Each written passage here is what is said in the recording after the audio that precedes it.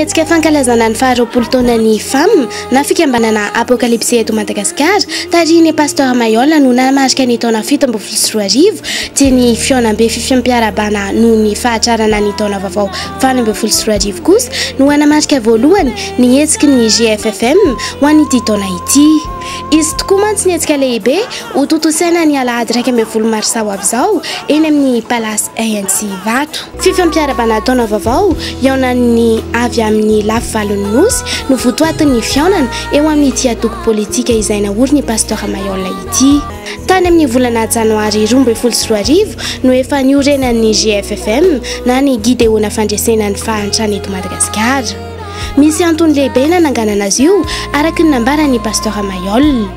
Ny antony moa zany nananganana azy dia hoe nisy an'ireny faminaniana ireny izay nomen'Andriamanitra anahy mikasika ny raharam-pirenena dia za manokana zany nieritreretra hoe mba hanaovany politika eto Madagasikara dia mba hialana ilay fomba mahazatra nataon'ny mpitondra izay tonga tao amin'ny fanjakana izay ataontsika hoe tonga tapoka tsy nampoizina teo dia efa ao anatin'ny fitondrana vao manangana ny antoko politika dia miazakazaka daholo ilay olona mpamatika palitao sy ny sisa reny miditra anatin'ilay antokon'ilay fitondrana zany dia raha tsy maintsy ho avy amin'ny fitondrana ihany dia efa aleo fa manangana ny antoko politika teny meloa dia rehefa tonga amin'ny fitondrana io zany mba fa io ny antokonao fa tsy hoe tonga eo manangana ny antoko politika.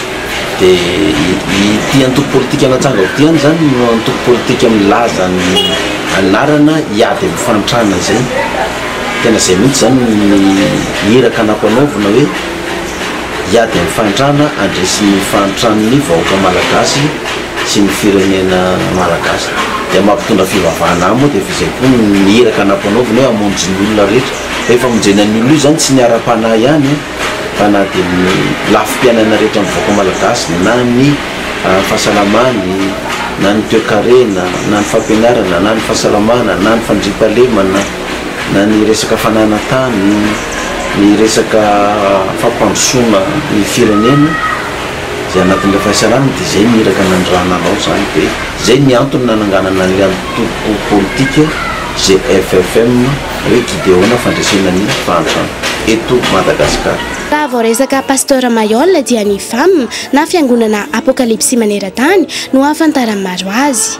Misy ny antoko politika GFFM naoriny koa tsy mifangaro ve ilay FAM sy GFFM raha izany? Tsy mampifangaro azy dia ity ny fiangonana apokalipsy zany dia izay olona resy lahatra ny fampianarana ny bokin'ny apokalipsy no miditra any amin'ny fiangonana.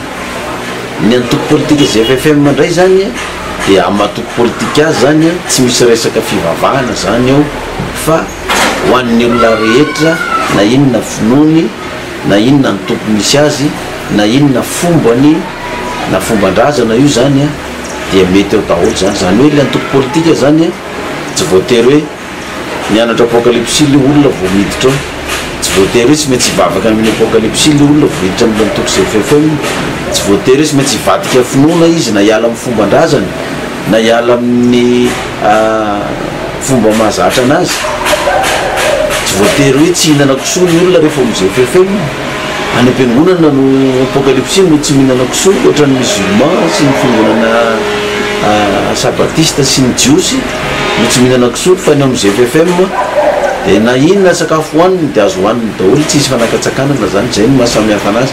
Ny fiangonana ny mission ny fiangonana dia famonjena amin'ny lafiny ara-panahy sy ny resaka sosialy fa ny aty amin'ny politika indray dia famonjena amin'ny lafiny toe-karena sy ny fahantrana zany no tena aty amin'ny antoko politika zany. Alahady 12 mars 2024 Palace ANC Vato. Hetsika lehibe ho an'ny GFFM ahoana ny mahakasika izay? Eny amin'ny Palace ANC eny Vato zany no fihetsiketsehana ataon'ny antoko politika GFFM. Io zany tsy ny fiangonana apokalipsy fa ny antoko politika GFFM. Tahaka ny antoko politika izay efa nanao ny fifampiarabana tratry ny taona miarabany foloany zany ny antoko politika dia anao ny azy koa zany ny antoko GFFM miarabany folo mpanorona ny antoko politika dia io fifampiarabana zay atao eto zany dia solotena eran'ny Madagasikara amin'ny antoko politika ZFM no ho avy eto Antananarivo amin'ny alahady 11 marsa io zany. Dia izy io manomboka amin'ny 5 fampidirana olona dia amin'ny 10 manomboka ny cérémonie. Ka ifampiarabana io zany dia mba hifankafantaran'ny antoko politika ZFM rehetra eran'ny Madagasikara. Dia aorinan'ny fampiarabana io zany zay anasana ny olona rehetra izay vonona hiady amin'ny fantrano, vonona koa hiaraka amin'ny antoko politika ZFM ifanometanana. Dia io ny fotoana iaonana ary aorinan'izay fifampiarabana zay dia anaon'ny congrès national fahadimy taonany niorenan'ilay antoko politika zany ny antoko politika ZFM. Dia eo no misy foto-kevitra mivoaka indray zany avy amin'izay fivoriana congrès izay natao zay misy fanambarana ho ataon'ny antoko politika aorinan'izay zany. Ny fisian'ny loko manga sy fotsy dia miteraka resabe ny mahakasika izany eo amin'ny sehatra politika. Koa inona no azon'ny pasteur Mayol nambara manoloana izany? Voalohany aloha zany ilay antoko ZFM zany tamin'ny taona 2014 nefa nijoroany dia efa couleur fotsy sy manga io ny couleur'ny antoko politika zay natsangako zany. Dia ny fiangonana koa efa nitazona ny loko fotsy sy manga io ihany koa. Ka tateorina ny ASVM zany rehefa nitsangana koa dia nanao fotsy manga. Zany hoe zay koa zany ny azy rehetrarehetra fa ny mahasamihafa kely anazy fotsiny ny nen'ny apocalypse zany na ny ZFM couleur fotsy sy manga. Dia na ny bicyclette ary dia fotsy manga, moto dia fotsy manga, fiarakodia dia fotsy manga, na ny trano ary dia fotsy manga. Reny trano fotsy manga betabetanareo reny akamaroany reny ZFM ny tompony reny, apocalypse ny tompony reny. Ny na mibakiraro ary dia fotsy manga. Zany hoe samy manao fotsy manga moa zany fa ny mampiavaka azy zay atao rehetrarehetra ny ane dia fotsy manga zany. Ary raha mandeha mijery akanjo eny an-tsena ary anao dia fotsy manga ihany, vidy salon anao dia fotsy manga. Nareo zao atao amin'ny salon koato zao dia mahita fa na ny atao amin'ny salon dia fotsy manga, atao amin'ny birao koato na ny couleur ary fotsy manga, na ny tanànanay zao dia fotsy manga ny tanàna. Zany hoe ilay fotsy manga io zany zay ny tena nampiasa ny voalohany dia tena iainanay mihitsy le izy, tsy any amin'ny toko ihany fa hatrany amin'ny fiangonana zany. Ny ASVM moa zany nanao fotsy manga koa izy tateorina. Dia misy obolana gasy zay hoe samy manana ny anitry ny azo izy fa samy fotsy manga zany. Fa io fotsy manga io magaga lasa mampiasa an'io daholo olona amin'izao fotoana zao. Na ny andafy any ary ianao mijery an'ireny terrain tennis na terrain football reny, kianja fanaovam-baolina reny zany, dia saika fotsy manga daholo ny couleur ataon'zareo. Fa tamin'ny 2012 zay nefa nanomboka anao ny couleur fotsy manga io tamin'ny nanangana tamin'ny fomba ofisialy ny antoko politika ZFM.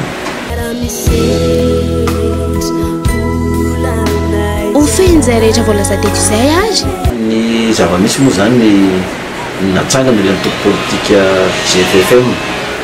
Dia anatin'ny fanomarinana ny fahadimy taona zany zao zay anao ny congrès zany amin'ny lahady ho avy zao ao amin'ny hôtel Palace INC zany Enivato.